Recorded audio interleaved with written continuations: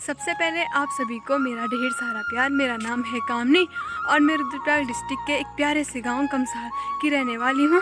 तो आज मेरे ब्लॉग की शुरुआत हो रही है मॉर्निंग के 9 बजे से और आज मैं जा रही हूं मंदिर में, जो कि हमारे गांव से दूसरे गांव में पड़ता है और वहां का नाम है पिल्लू। तो वहां के मंदिर की विशेषता यह है कि वहाँ नाग देवता का वास है, यानी कि वहाँ नाग देवता का मंदिर है। तो सावन का महीना ख़त्म हो गया है, लेकिन हम अब जा रहे हैं उस मंदिर में, क्योंकि दादी ने बहुत पहले से ही सोच के रखा था कि मुझे उस मंदिर में जाना है।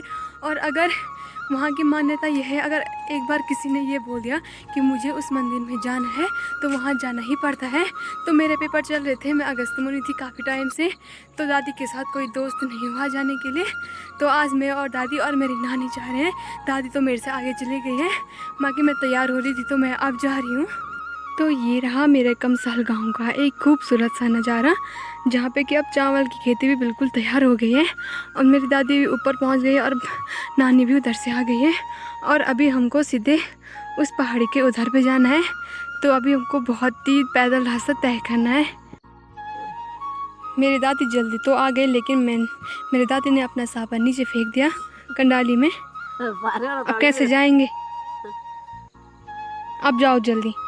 अरे मैं तो नहीं जल्दी अब सापे पड़े मुड़ी। तो टाइम तो यहाँ ही 9 बज गए और फिर उन दोनों ने ये भी आफत करा ली कि दादी का छापा जो है नीचे गिरे। अब नानी ने लार खलम्बा वाला लठा, तो अभी उससे निकालेंगे उसको ऊपर। आर परांगण से ना हाथ वाला ठड्या आर जाना पेलू देव था मु आ पेलू छोड़ के बाद गाड़ी भी नहीं मिल दे बाहर क्या कर हे भगवान प्रभु। तो ये मेरी दादी हैं और ये मेरी नानी जी हैं, तो हम तीनों जा रहे हैं अभी मंदिर में।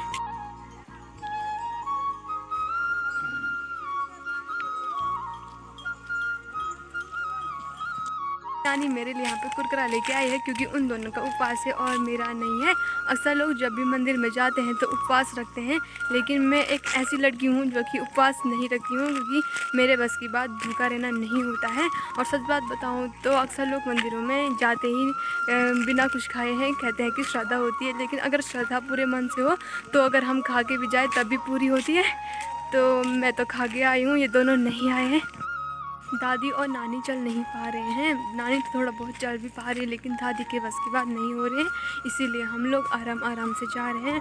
और मेरे लायक मेरे साथ कोई दोस्त भी नहीं आ रहा है और वो दोनों अपने ही बातों पे लगे हुए हैं, इसलिए मैं पीछे पीछे जा रही हूँ इनके। और अभी जाने के लिए बहुत है, अगर मेरे साथ भी कोई दोस्त होता तो अच्छा होता।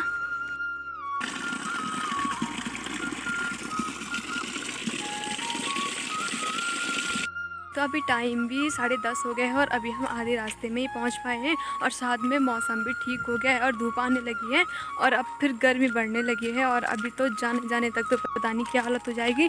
और फिर जो यहाँ की सड़क है वो भी बड़ी ही अजीब हो रही है, क्योंकि आजकल हल्की हल्की बारिश हो रही है और यहाँ की सड़क बिल्कुल भी अच्छी नहीं है। जगह जगह पर पानी हो रखा है इकट्ठा और इनमें पैर वहीं चिपक रहे हैं। तो अभी यहाँ से जल्दी से चलते हैं।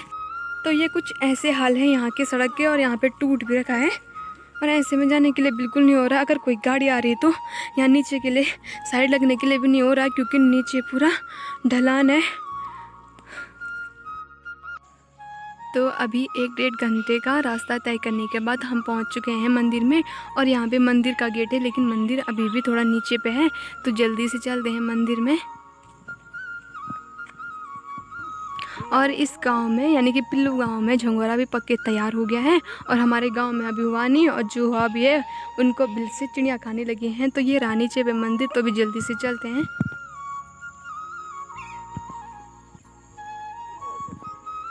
तो ये रहा करमजीत का मंदिर।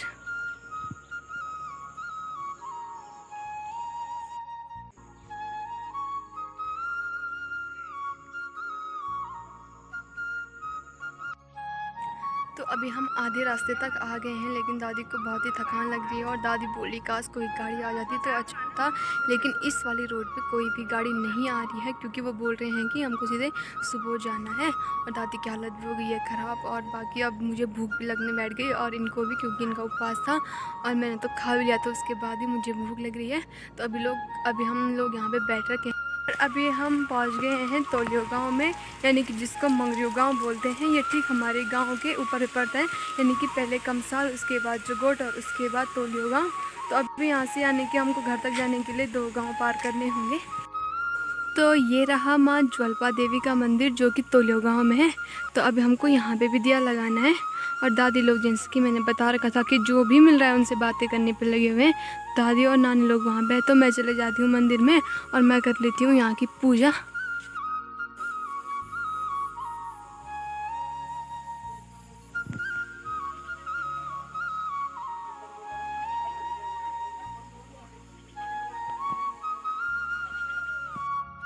तो अभी मैं अपने गांव में पहुंच गई हूं, लेकिन अभी यहाँ से नीचे जाने के लिए काफ़ी है। वो तो हमको आधे रास्ते तक हमारे गांव के एक अंकल थे, उनकी गाड़ी मिली।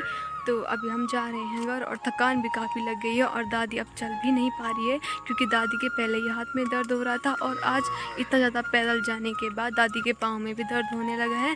और साथ ही में मुझे भी, मेरे पाँव में भी दर्द होने लगा है, और मुझे बहुत ही तेज़ नींद आ रही है। तो अभी जल्दी से चलते हैं घर, और साथ ही में भूख भी लगी है। हमने पूरे रास्ते में कुछ भी नहीं खाया, दादी ने तो सुबह से कुछ नहीं खाया। तो अभी जल्दी चलते हैं घर।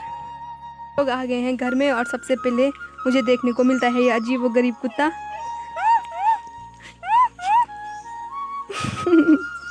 क्यों है? ये भी।